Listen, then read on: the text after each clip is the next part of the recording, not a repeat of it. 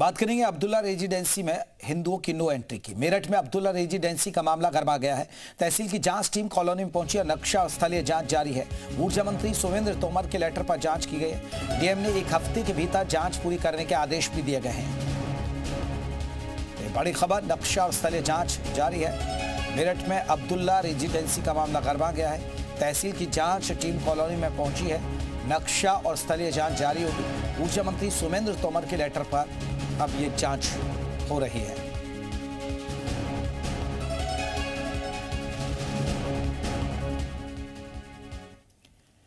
अब आपको पूरा मामला बताते हैं। दिल्ली मेरठ एक्सप्रेसवे के पास बन रही एक कॉलोनी विवादों में है। आरोप है कि अब्दुल्ला रेजिडेंसी में हिंदू समुदाय के लोगों को प्रॉपर्टी खरीदने की अनुमति नहीं है। साथ ही कॉलोनी परिसर में मस्जिद के निर्माण और गैंगस्टर शारिक परिवार की जमीन के शामिल होने की बात भी सामने आई है। इस मामले ने राजनीतिक रंग ले लिया है और अब ऊर्जा मंत्री सुमेंद्र तोमर ने भी जांच के आदेश दिए हैं। मंत्री के मुताबिक उनके संज्ञान में आया है कि अब्दुल्ला रेजिडेंसी में केवल एक धर्म विशेष के लोगों को बसाने की योजना बनाई गई है। ये सोच पूरी तरह से गलत है। मेरठ में विकास सबके लिए है, किसी एक धर्म तक सीमित नहीं हो सकता। उन्होंने ये भी सवाल उठाया कि कॉलोनी में बनी मस्जिद का नक्शा क्या वैध तरीके से स्वीकृत हुआ है या नहीं, और गैंगस्टर शारिक परिवार की जमीन भी इसमें शामिल होने पर बात कही गई है।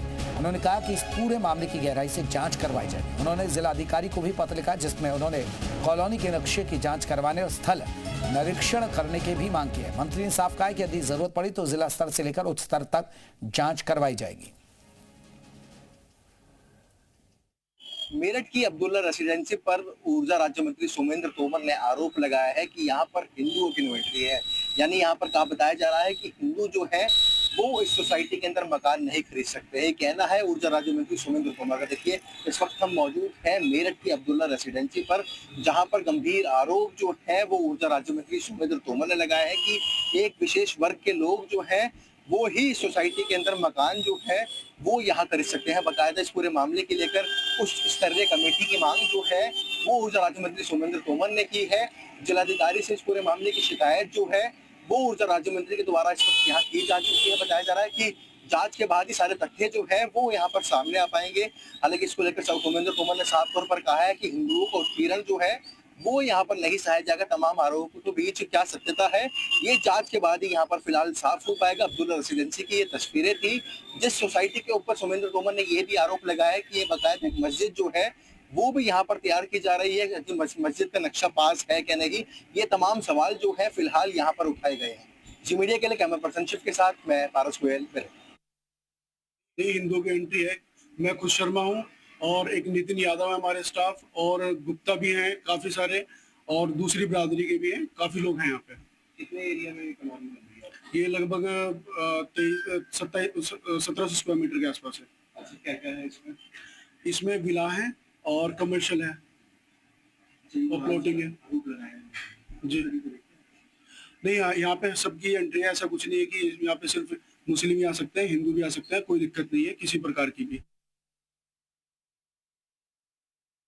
अब्दुल्ला रेजिडेंसी के नाम से जहां पर हमारा 5th फेज जो हमारा दिल्ली मेरठ एक्सप्रेसवे का है, जो हम लोग आवास विकास की जहां पर टाउनशिप लेकर आ रहे हैं, यानी हम लोग विकास की सोच के साथ जिस क्षेत्र को आगे बढ़ाना चाहते हैं वहां पर इस सोच के साथ कि एक ही धर्म के लोग उस कॉलोनी में रहेंगे, मैं उसकी जांच करा रहा हूं। और जांच कराने के बाद क्योंकि मेरी जानकारी में भी आया कोई वहां मस्जिद भी बनी है और उस धार्मिक स्थान का उसका नक्शा स्वीकृत है या नहीं है, ये सारी चीजें जांच का विषय है। जांच कराई जा रही है। जानकारी है कि कुछ गैंगस्टर की प्रॉपर्टी उसमें लगी हुई है।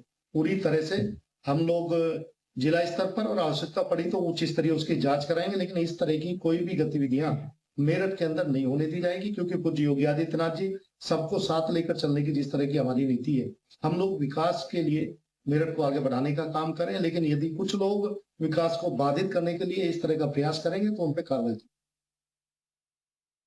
देखिए, 2017 से पहले जब हम लोग मेरठ की बात करें तो मेरठ की पहचान पूर्ववर्ती सरकारों ने एक दंगे के शहर के रूप में कर दी, जबकि 1857 की शुरुआत यहाँ से हुई।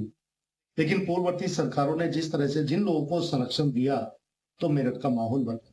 लेकिन 2017 में पूज्य योगी आदित्यनाथ जी के मुख्यमंत्री बनने के बाद मेरठ का विकास हो रहा है। मेरठ चारों दिशाओं में आप देखेंगे तेजी के साथ आगे बढ़ रहा है।